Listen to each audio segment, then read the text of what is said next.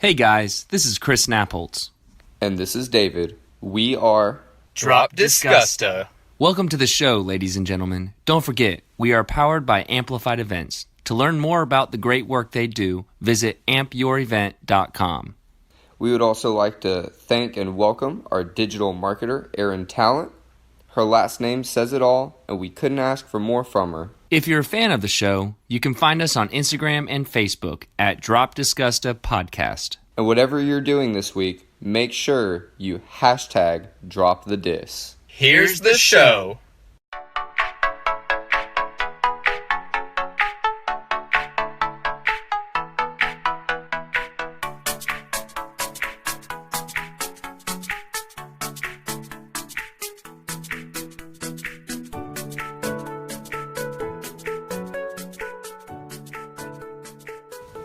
This week, we interviewed former mayor and current man of many hats, including author of the book The Changemaker and chair of the All In Augusta campaign, Deke Copenhaver. We're really excited to have him, and we really hope you guys enjoy all of his insight.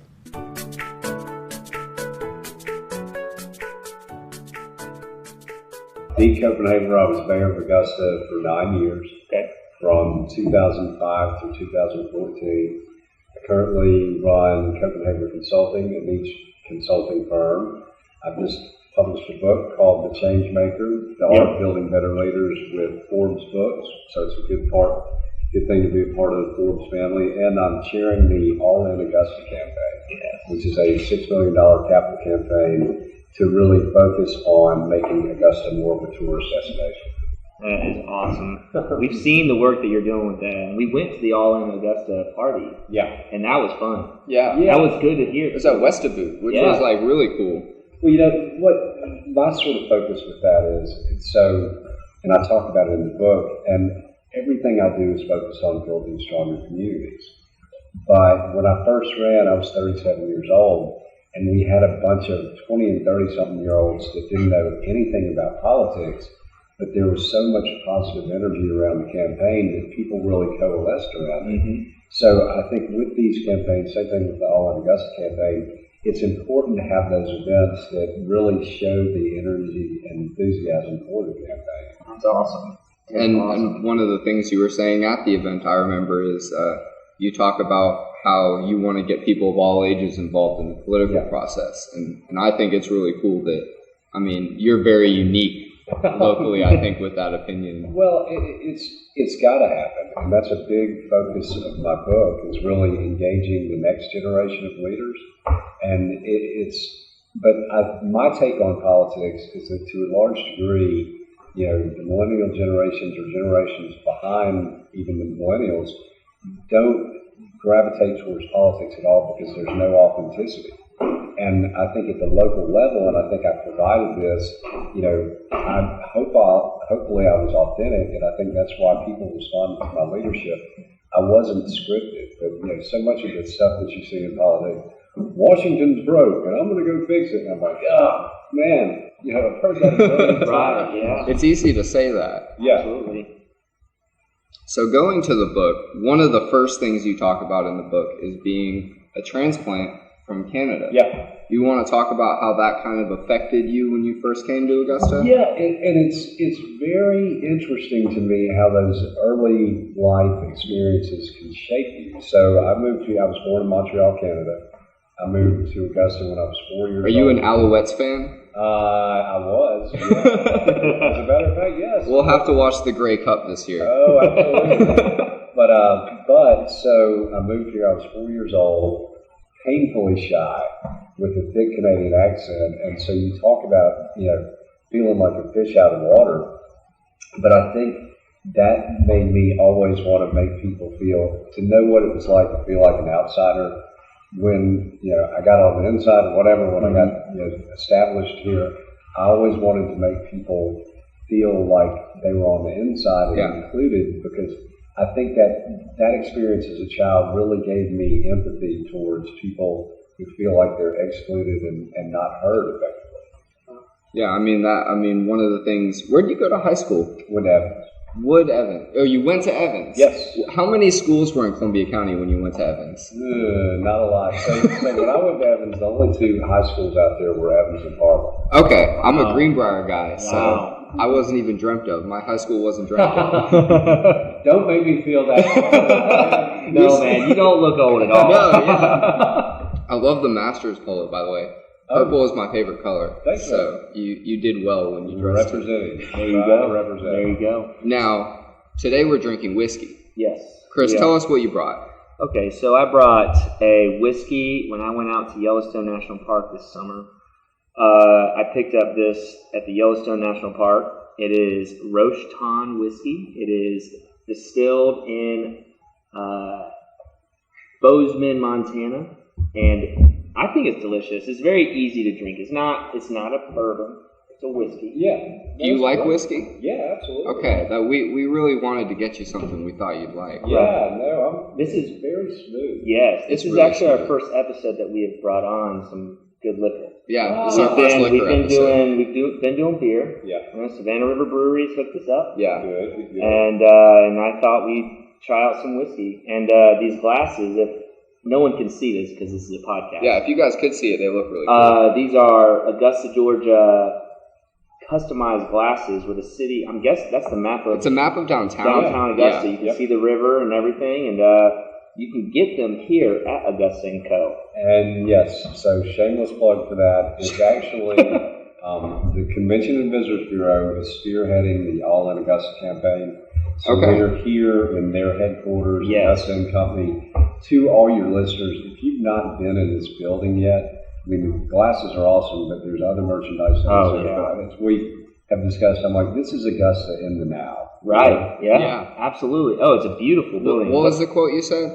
This is, well, I don't want to offend anybody's grandmother, but I'm like, this is not your grandmother's Augusta anymore. And I don't think that's offensive. No, I think that's pretty we're moving. realistic. Yeah. Moving forward. Moving forward. So the next thing I wanted to talk about, speaking of moving forward, you really talked a lot in the book about your relationship with James Brown. Yeah. I feel like our listeners should get a chance to hear about that because it was so cool. Your story about that was so cool. Yeah, so it at the Tour de Georgia in 2000 or 2006, which was a huge bike race like the Tour de France, it was coming through. One of the legs came through downtown Augusta. So Mr. Brown was the official starter. And so we just met that day, and he's like, I know your people. And I'm like, oh, cool. But he's like, one of the things he told me is, you're so new, you're so now, this town's never going to hold you. And I'm like, oh, that's cool. But we just hit it off. And so, in the coming months, we would talk regularly. He sent me a clock that said longest drive on it from Dublin, Ireland. And I'm like, that's good. I don't really understand. James Brown sent you a present from Yeah. Dublin, Ireland. You heard it here. But just that, he was thinking about me in Dublin. So then one day we were talking on my way home from work, and so we were talking about politics and religion and all the things that a polite Southerner is not supposed to talk about. You hit the whole list. Yeah, and so he goes, man, Deke, you're just like a Kennedy. Black people love you. And I'm like, dude, that's the coolest thing anybody ever told me in my entire life. But we just continued a great friendship. I spoke when we rededicated the arena in his honor. Yeah. And that was, but I'll tell you a funny story about that, and I talk about it in the book, that, I'd crossed over the year before, 2005, when I first ran, and people perceived Augusta to be black people vote for black people and white people vote for white people.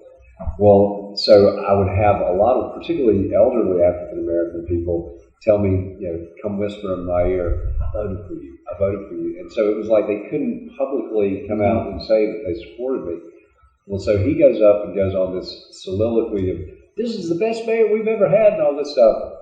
So getting the endorsement of the Godfather of Soul, right after we were done, all these people are coming up to me going, I want a yard sign, I want a yard sign. So that's so exciting. That's awesome. To publicly support me in the African-American community. But then he passed that Christmas, and I'll never forget, Lindsay Garner, a reporter from Channel 12 at that point in time, Lisa and I had spent the night at my father-in-law's house, and Channel 12 found me there, but they interviewed me. We she had a policy of not doing interviews at the house, but for him, we made an exception. But very cool guy. You make an exception for James Brown. You make an exception for James Brown. I think you have to. But if y'all remember, I mean, CNN went live from his homegoing service for like 4 hours, and he didn't always get the respect locally that I think he should have. But I would tell people after that, I'm like, CNN does not go live for 4 hours from everybody's homegoing service. That's true. That tells you what he meant to the world. Right. I mean, the first thing that pops into my mind is Michael Jackson, as far as like funeral services and comparing it. Like, it's a pretty good comparison. Well, pretty crazy. And Michael Jackson was there. So, Wow. Yeah, he was there. I did not get to meet him. Chuck D from the band Public Enemy was there. MC Hammer was there. I mean, it was a really cool lineup of people. That's crazy. There's so many cool people. Yeah. Who's the coolest person you've met? Probably James Brown. Probably James Brown. That's awesome. That's fair. I would say, and that's not a stretch, but one of the things that I liked best about him, though, was that, towards the end of his life, it was, and that's something that they didn't include in Get On Up, the James Brown biopic, that, he had some troubled times and everything, but the last few years, everything was going well. It was a high point for him for the arena to be named in his honor. And so I just kind of wish they had included that sort of upward arc towards the end of his life in the movie. I get that. Yeah. Lots of movies like that you watch. Yeah, it's just, it was not filmed, that movie was not filmed in Augusta. So if you're from Augusta, you're sitting there going, why not? Because the director, I think it was filmed in Mississippi because the director was from Mississippi. And that makes sense, but it would make sense for it to be filmed here. That would have been crazy. Yes. And we're the Hollywood of the South right now in Georgia. Exactly. It's amazing. You missed out. It's amazing what they're bringing in now. Now, having Clint Eastwood on Broad Street last summer. That was incredible. But I'll tell you, that's, I tweeted last summer, we had like 3 cranes up at the Cyber Center, and 2 blocks down, you have Clint Eastwood shooting a movie. Yeah. And sometimes I think, some people in Augusta have had sort of a redheaded stepchild mentality. I'm like, look, we've got everything to be proud of, and that's, for 9 years in office, I've really worked on instilling That was David Bash opening up his whiskey. But I worked on instilling a sense of civic pride, and I'm like, we ought to take pride in our community.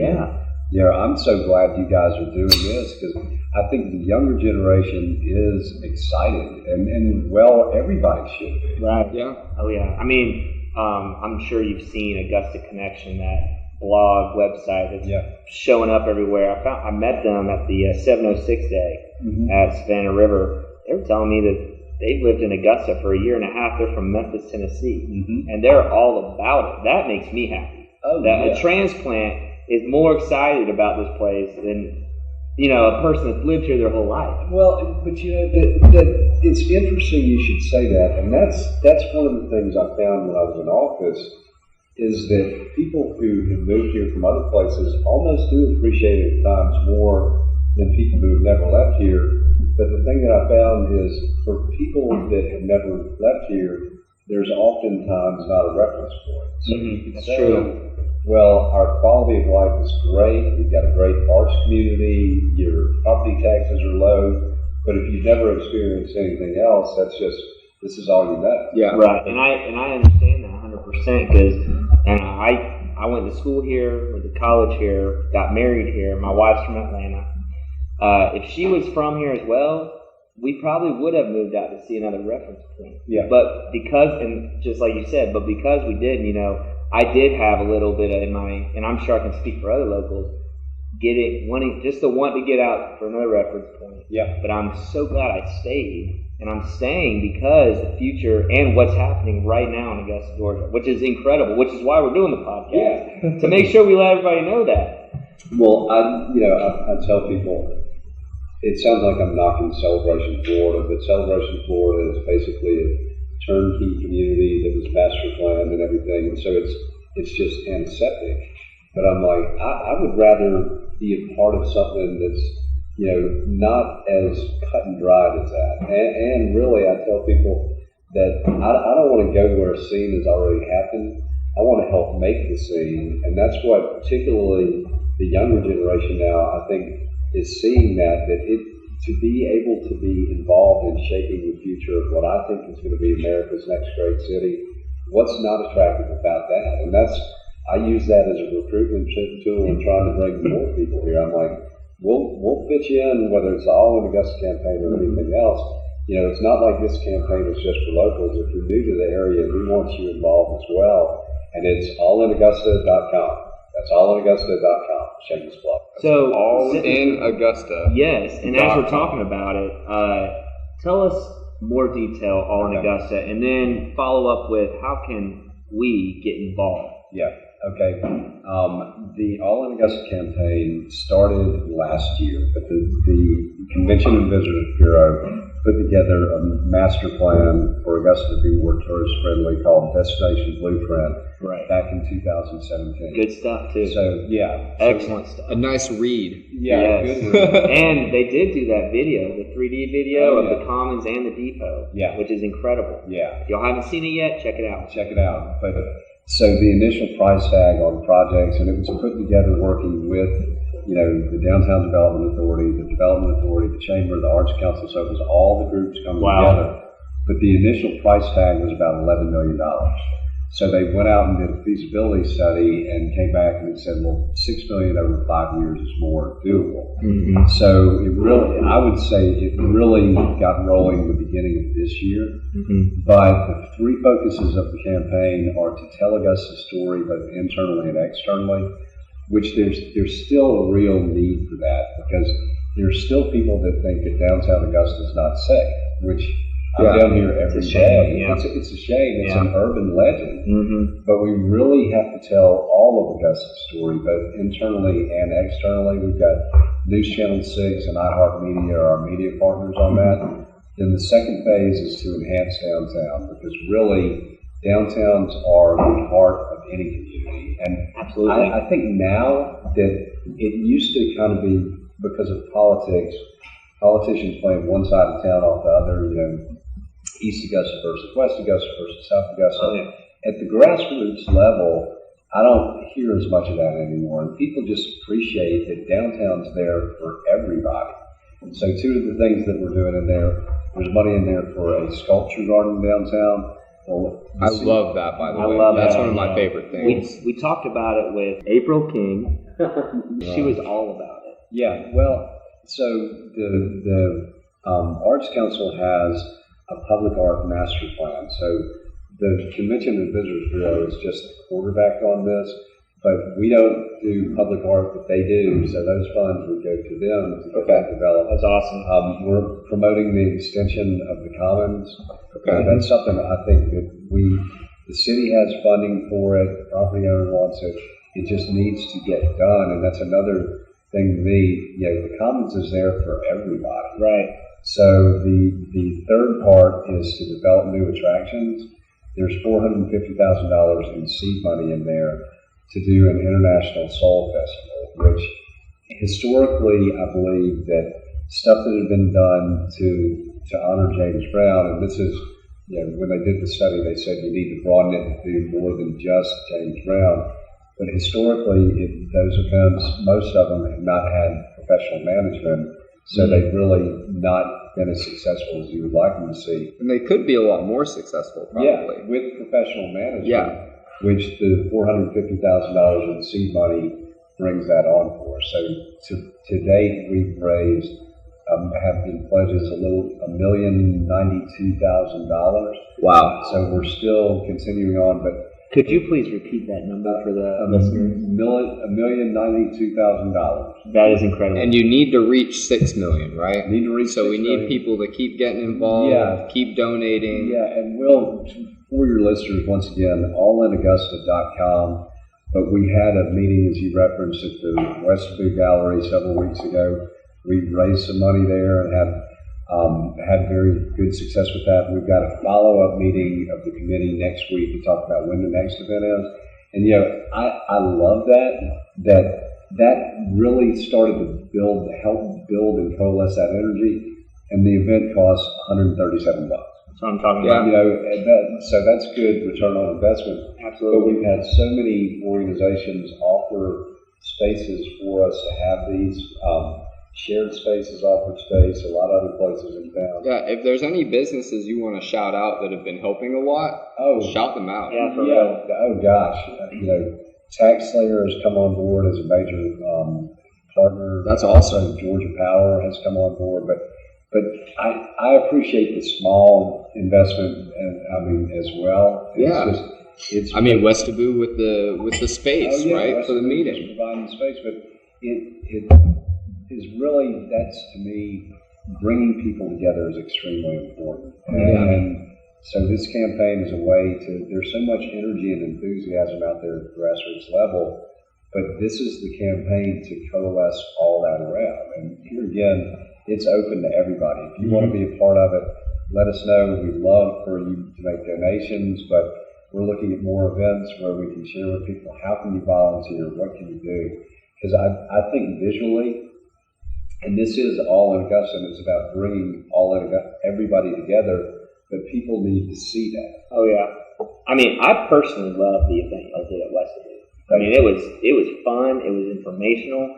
Met a lot of people involved in the city. It was awesome. I would encourage anybody to show up at that event. Well, that's one of the things too.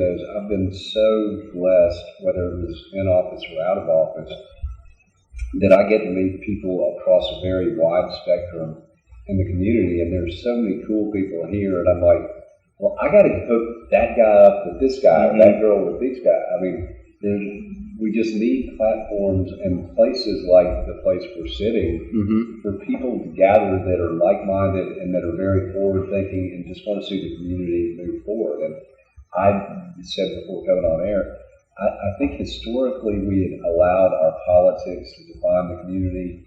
No community is defined by its politics. It's the people that define it, and we've got great people. I was about to say, it is a little intimidating to go to an event like that because, in all honesty, I'm a teacher in Augusta, Georgia. That's what I am. Yeah. I mean, I love Augusta, but you want people like us to be a part of this. One of the slogans is like, no matter how low, any donation is welcome. Any person is welcome. And I was talking to one of the ladies that was taking down for the raffle. She was saying, if you want to ever volunteer, I mean, y'all are all about any way that you want to get involved in All in Augusta, it's available. Yeah. And I really do like about it. The name is All in Augusta, and you mean it. Yeah. It's not just a slogan that's cool. No. It's not just a really sweet logo. It is a cool name, though. It is a really cool name. And it's a cool logo, too. I will say, though, it's very clear. It doesn't matter who you are. If you feel called to be involved in this, do it. Well, and the thing to me is we really need to, and I love all generations of Augustans, and I think, I had great mentors growing up, and I appreciate the business leaders that have been here for so long and everything. But we really do need to put that younger, fresher face on the city at this critical juncture. I was at a meeting at the Cyber Center. We were discussing before coming on air that they now have podcast studios.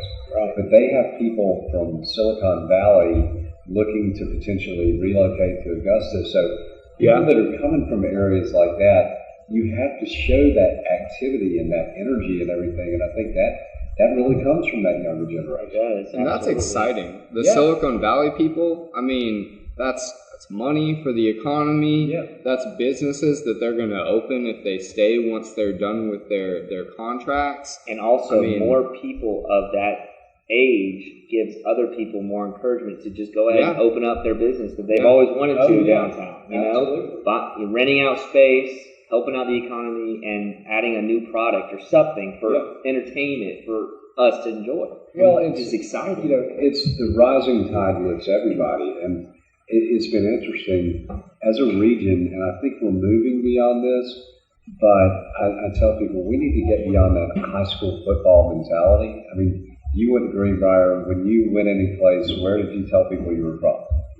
Evans. You did say Evans? No, actually, If it was in the area, I say Evans. If it's you're out of the outside area, it's definitely Augusta. It's definitely Augusta. Yeah. And I'm from Augusta. I'll say that. You know? And I'm like, I tell for new people coming to the area, if you want suburbs, you've got them in Columbia County. Yep. If you want historic, you've got it on the hill. If you want urban, you've got downtown. If you want, new urbanism, you've got it on the North Augusta side. If you want quaint and horse country, you've got that at Aiken. So it's greater than the whole is greater than the sum of its parts. Definitely.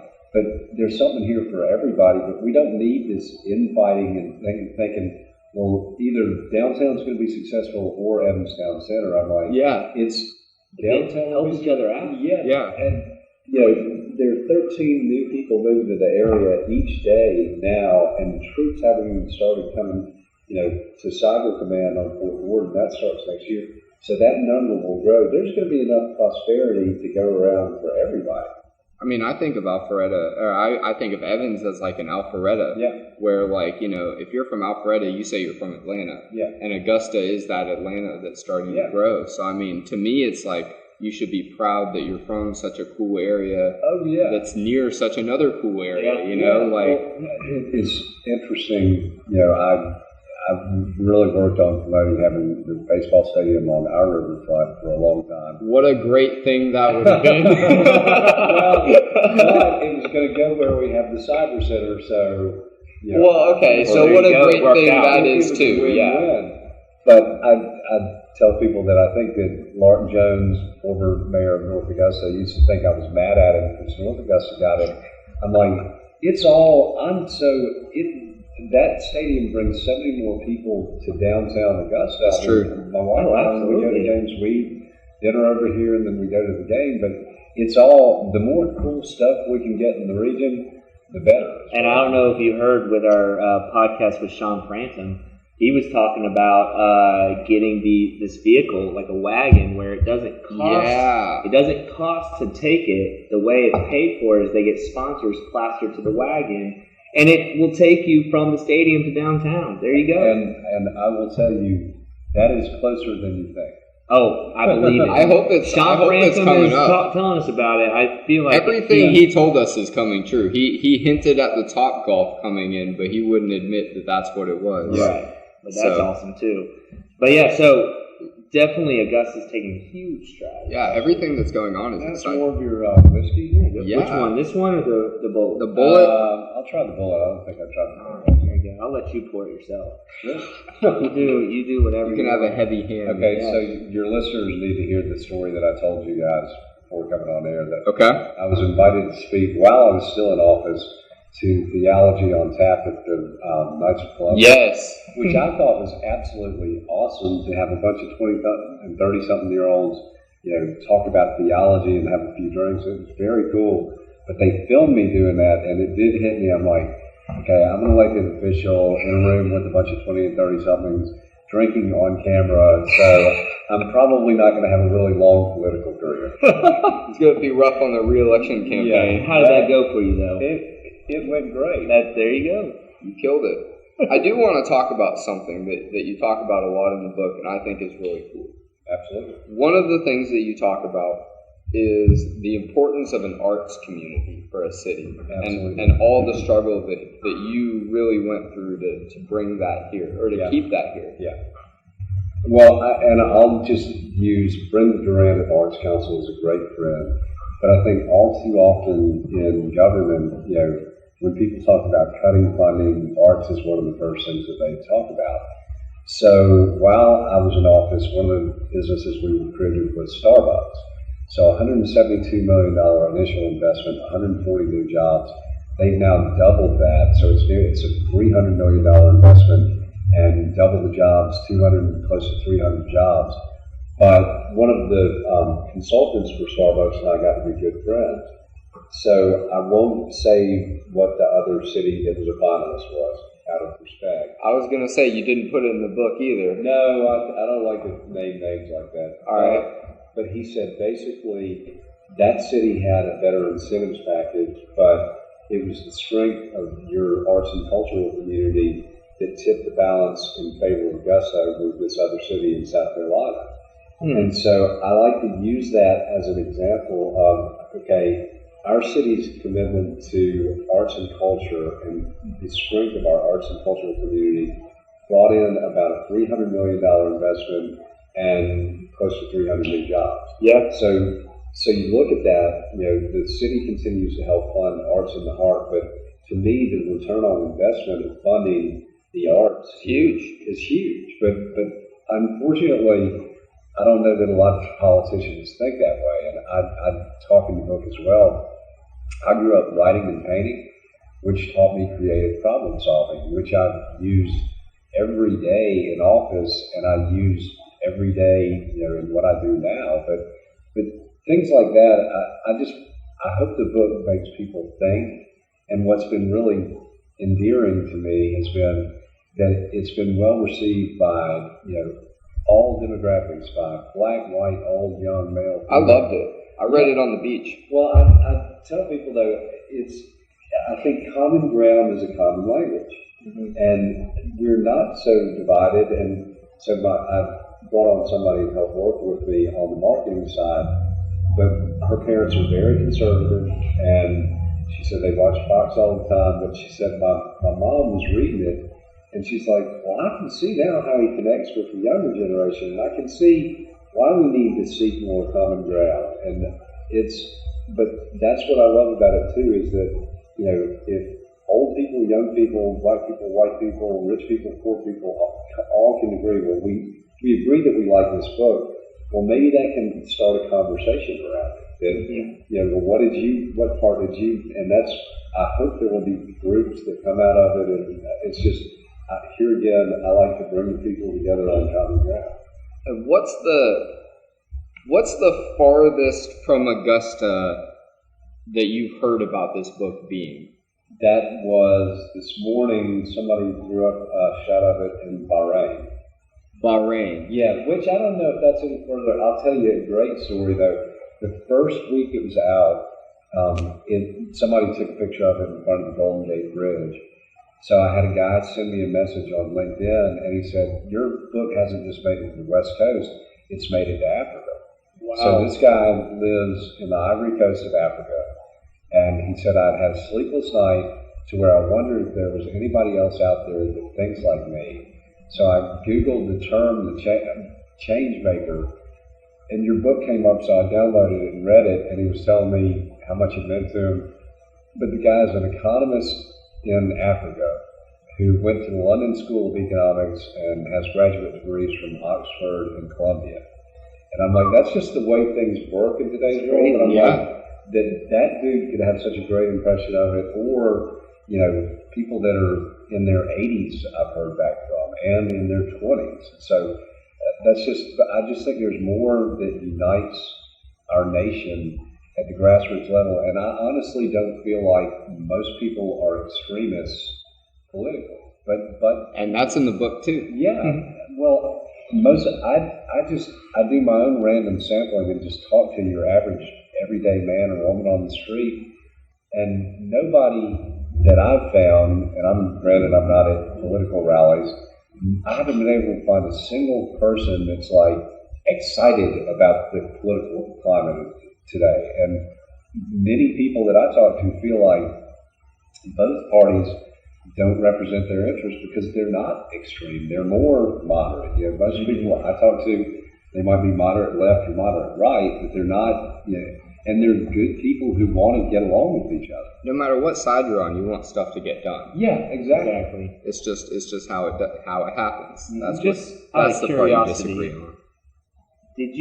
At what point did you know you wanted to write a book? Who inspired you to write the book, and how long did it take you to write this book? All great questions. So I grew up wanting to be a writer. So I've been writing my whole life. I actually wanted to major in journalism at the University of Georgia, but my dad wanted me to major in business. So I majored in business. Which is crazy how life works.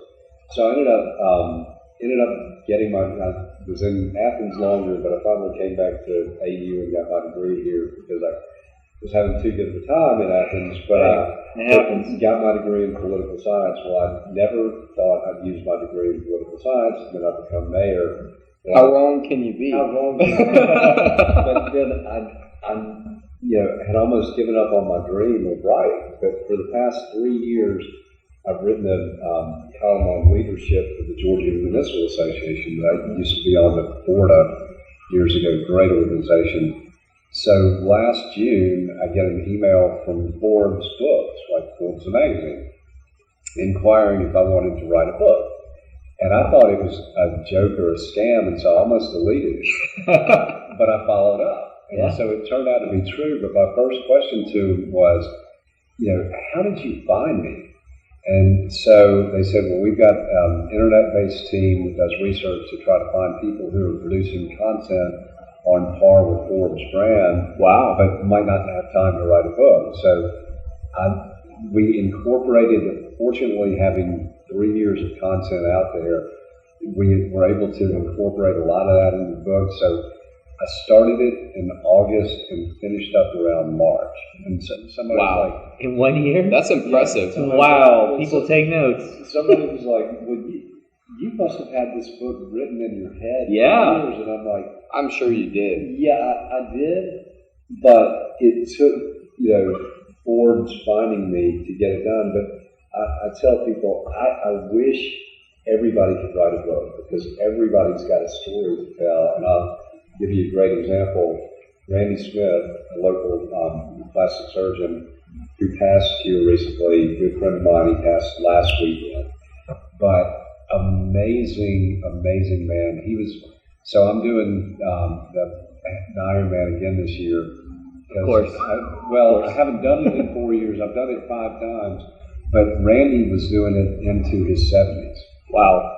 So that's incredible. I told his daughter that I was thinking about doing it in his honor, and we were having dinner, and she said, well, I told my dad that, and that put the biggest smile on his face. So the next day she brought me his book that he had inscribed for me called Wish I Could Have Done More. And it's about his life of service. But I got to go by and see him and talk to him about it, and it was a struggle for him to get it done shortly before he passed. But he's from here, grew up poor, went to Clemson on a football scholarship, was pre-med, ended up being drafted, but rather than go into the NFL, he went to med school and became a doctor, ultimately became a plastic surgeon, did trips around the world to third world countries doing plastic surgeries for free. And I'm like, wow, but I told him that in our last visit, I'm like, I'm so glad that you got that out, because people need to know that. And I was talking to a friend of mine the other day, and her son is about to start Georgia, and she's worried. He was a star student at Richmond Academy, but as most parents do, they're worried that their kids might not buckle down as much as they should when they get to college. I said, give him Randy's book, because it talks about the discipline it took to be pre-med and play football. I mean, that's you can be pre-med and play football. That's unheard of. You can do anything. Yeah. But his story, I think, needed to be out there, and I'm just so glad that he was able to do that. But everybody's got a book in him. Wow. That's incredible. That's crazy. So it took you a year? Less than a year? Less than a year. Less than a year. 10 months? Usually books take, 3 to 5 years? At least? Well, so people keep asking me about the next one. I'm like, let's get this one out there first. The next one might not be as quick as this one was. Right. Well, this is your passion. Yeah. You are all about this, and it was easy to write out. Oh, it was so easy. Yeah. Yeah. So I did work with the ghostwriter, but basically he gave me the outline and provided sort of the template, and so that I would go in, we'd incorporate the stuff I'd already written. It was such an easy process. Really? Most people that you talk to, writing a book is not an easy process. So I've been very, very blessed. And one of the things that I love about it is people are like, somebody told me they read it in 3 hours, that they couldn't put it down. And but I told people I didn't want to write something that was boring, that it's like, oh my gosh, I can't believe I can't finish this book. But when people are finishing it in that amount of time, That's good to me. That's engaging. I've been told that it's an easy read, it's a page turner, but one of the neatest things that my former executive assistant, Karen Nixon, told me, she's like, it's just like sitting in a room and having a conversation with her. That's exactly what it is, honestly.